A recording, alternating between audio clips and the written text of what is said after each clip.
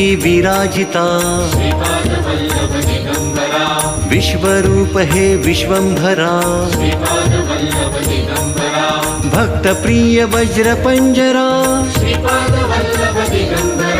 दीनांचा उद्धार करा दत्तात्रया अवतारा श्रीपाद नरसिंहवरा नित्य निरंजन ओंकारा कलयुगी ऐसी आकारा जन्म घेशी तू पिठापुरा सचित धन तू शुभंकरा शाश्वत पावन तपोवरा शब्द दाविसी ओंकारा